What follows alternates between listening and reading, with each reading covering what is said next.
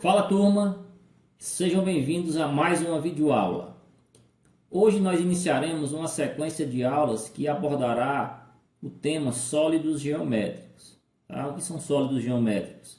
Na arquitetura, nas artes plásticas, mesmo em nossa casa, com os objetos que nos rodeiam, nós temos várias formas que se assemelham a sólidos geométricos.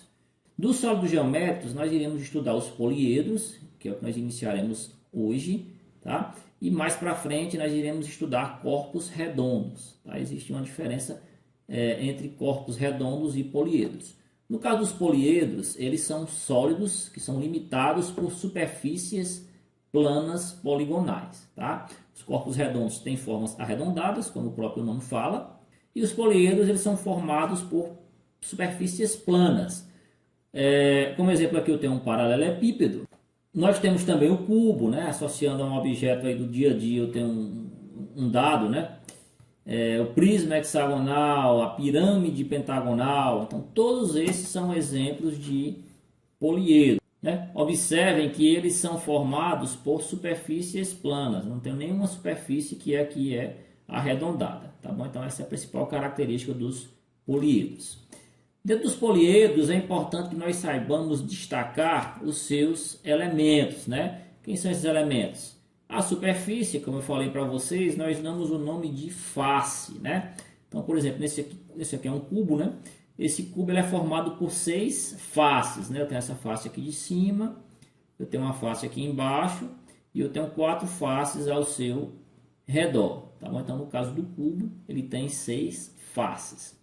A junção de duas faces, por exemplo, eu tenho essa face aqui da parte de trás do cubo e essa aqui da lateral. A junção de duas faces eu dou o nome de arestas, tá bom? Então, nesse caso aqui específico do cubo, eu tenho uma aresta, 2, 3, 4, tá? Nas laterais, aqui na parte de cima eu tenho 1, 2, 3, 4 e na parte de baixo também tenho 1, 2, 3, 4. Então, no total, esse cubo aqui possui 12 arestas, ok, pessoal?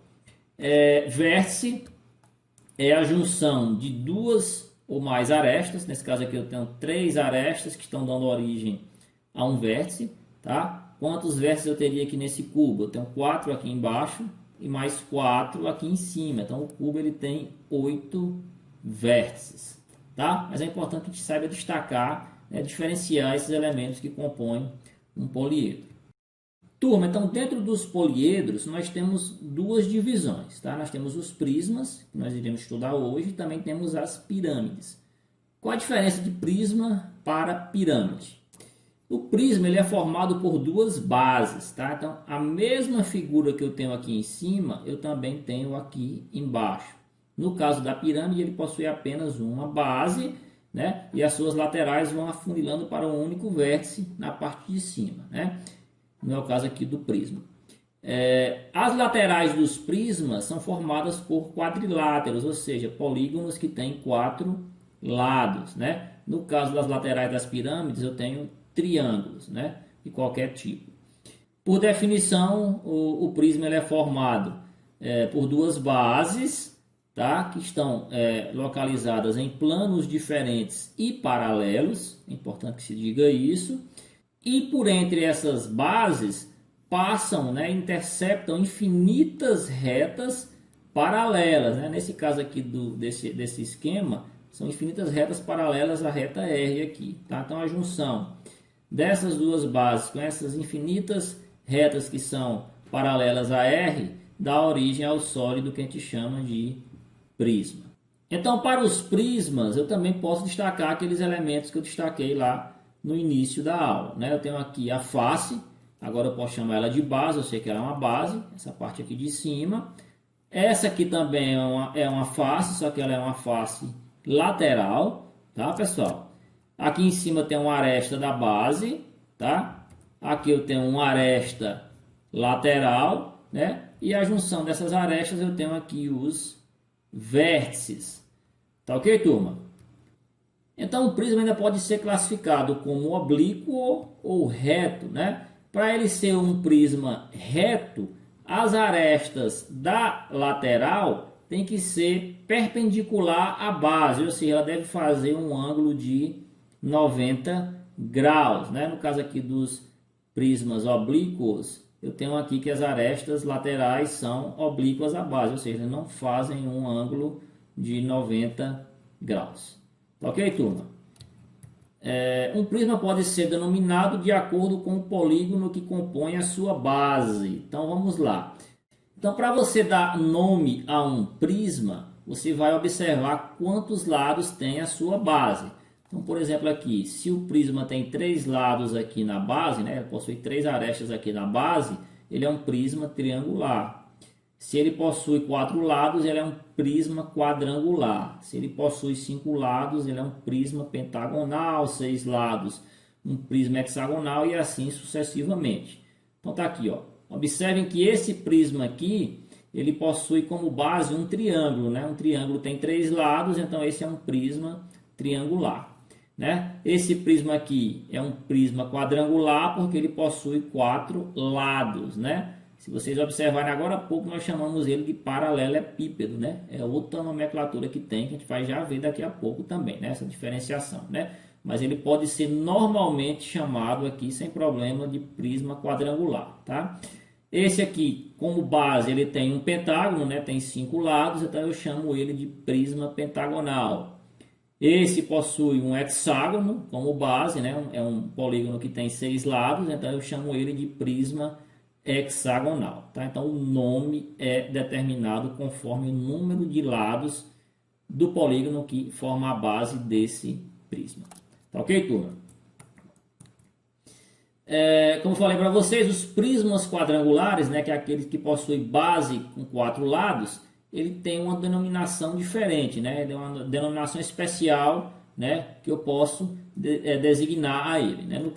Então, nesse caso aqui, quando o prisma quadrangular, todas as faces e bases são formadas por retângulos, né?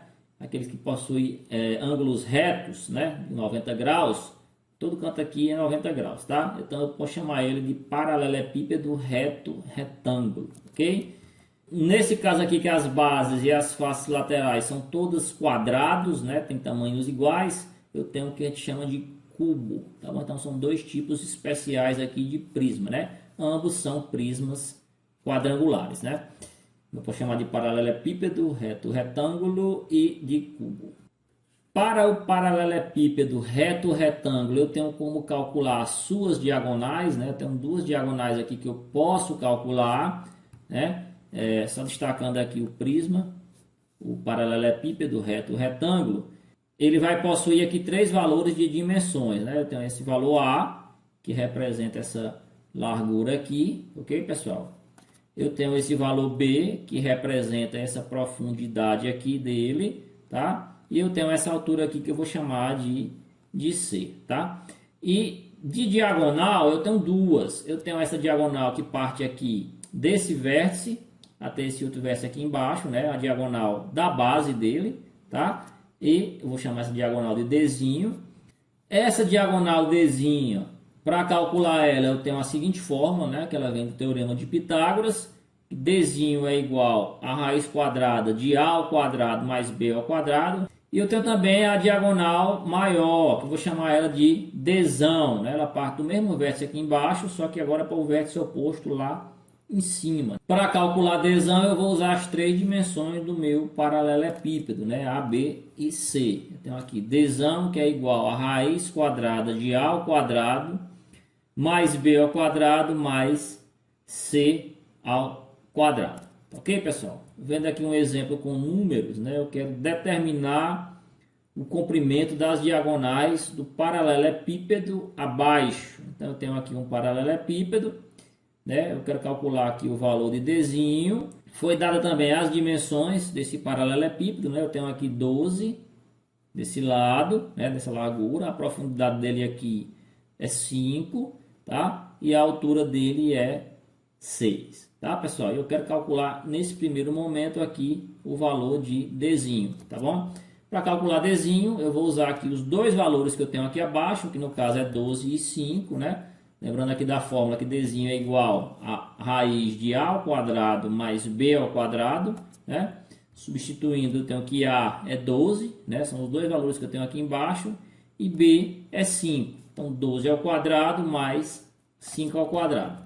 12 ao quadrado dá 144, mais 5 ao quadrado dá 25, né? 144 mais 25 é igual a 169, né? Raiz quadrada de 169. Raiz quadrada de 169 é uma raiz exata da 13, tá bom? Então, eu acabei de determinar que essa diagonal aqui, Dzinho, ela tem valor de 13 centímetros. Tá ok, pessoal?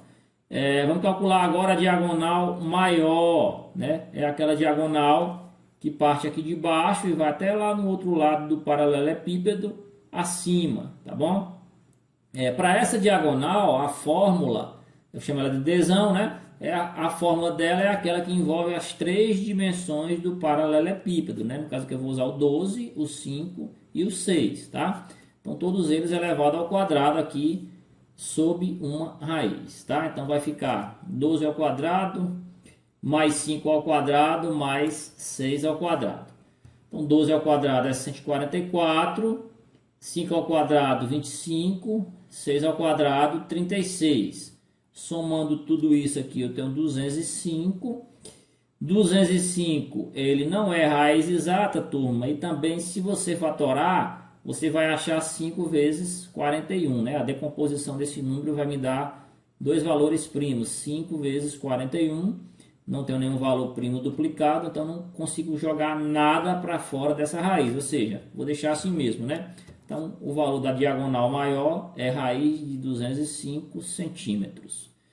Tá ok, turma? Então, essa foi a aula de hoje, né? Na próxima aula nós iremos aprender como calcular a área de um prisma, tá? E veremos mais exemplos. Mas, por hoje é só, tá bom, turma? Espero que vocês tenham gostado e até a próxima.